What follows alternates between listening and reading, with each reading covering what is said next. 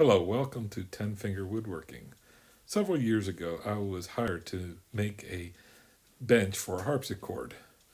I received a photograph of the harpsichord and its base, and the photograph indicated that it had barley twist legs. I spent a lot of time researching, trying to find a method to make barley twist, and I found that most people hand make them with a saw and chisels. Now, I'm not that great of a woodworker using hand tools, and I wanted to find a method that involved power tools. In Europe, they have a lot of different companies who make power tools specifically for this purpose, but lo and behold, in the United States, you can't seem to find these machines. So I decided to make myself one.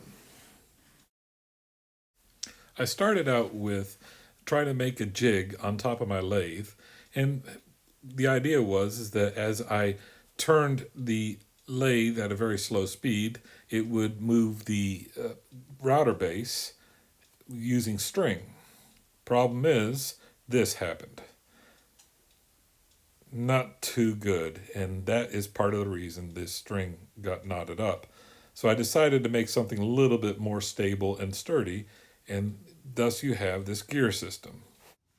So here are the gears, and this is a test run with the gears in a temporary block.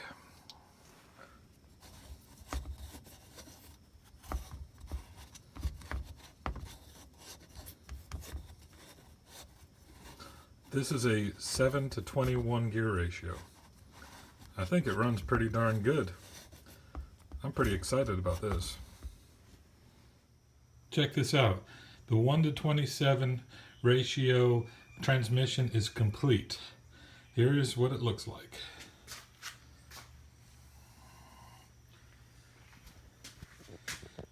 This gear here is kind of loose, so it's kind of hanging up, but look at this.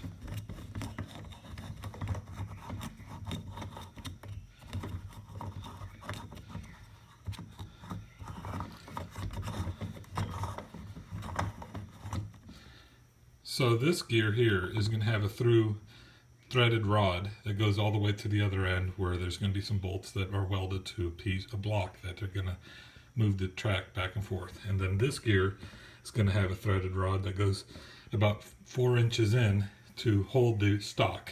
Okay, here's the machine. It's almost done. All I have to do is attach these brackets to this rod so that when the rod spins, these brackets move left and right. So here's the gearing, and then here you can see ever so slowly that spins. And what this is, beautiful shot of my dirty hand.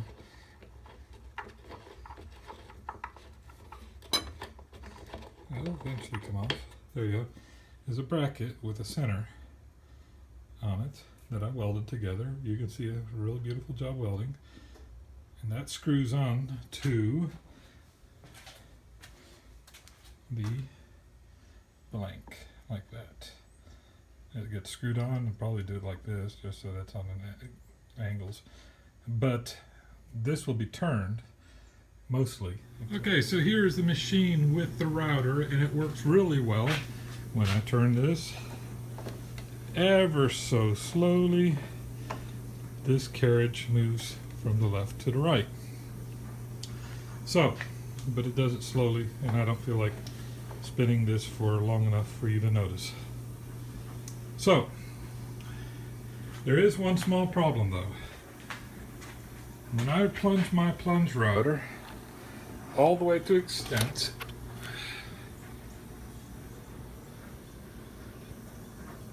we're still 1.5 inches away from the workpiece.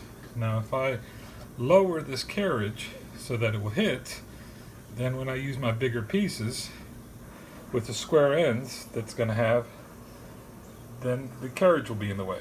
So I have an idea but I'm going to work on probably tomorrow to solve this problem. Stay tuned for future updates. Same bat time, same bat channel. So, we have some new features on this new version. What I have done is I made a bracket that holds the router in place, and I added a handle. So it now reaches down into the twist, and I can adjust it. Here's a nice shot of the gears that I created for this device, and a shot of the very first attempt at a Barley twist rod. I'm really proud of this, so I'm going to let this video go a little long. Now, I use a regular tailstock cone center for the tailstock, even though I had made my headstock bracket. And you can see there's a little bit of chatter associated with this. Now, I went ahead and put on my nicest, cleanest shirt to have this picture taken, so you can enjoy this by watching multiple shots of me holding this very first cut at a Barley twist that I'm extremely proud of. This worked out way better than anticipated, especially after all the failures I had suffered through. Here you can see the dust created by the turning of the legs, and you can also suppose that I have inadequate dust collection on my lathe, which is a good supposition. Now, this is the first leg I turned, which has a mar on it, which is a spare, and then these 4 are the legs that will be used for the actual bench. Everybody knows life is better with bacon, so here is some.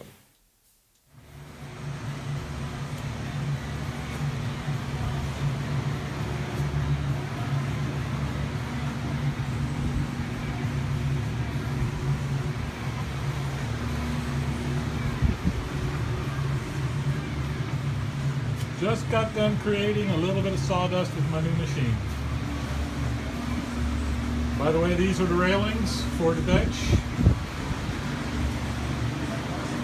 Sorry, I hope you're not getting sick. But here are the twists. Booyah, baby! You'll notice that 2 of the legs have twist in one direction and the other 2 have in the other direction. I was able to accomplish this by using reverse threaded rod. By the way, I didn't mention earlier that the rod is 21 teeth per inch. Here I'm still remembering that bacon earlier. Yum, baby. Here's a shot of the initial dry fit of the bench. Now, I was super pleased because I made this bench out of cherry wood that was milled out of a friend of mine's tree. After I had this whole thing completed, I was told that the base needs to be black, matching the harpsichord player's base of her harpsichord. So, what did we do?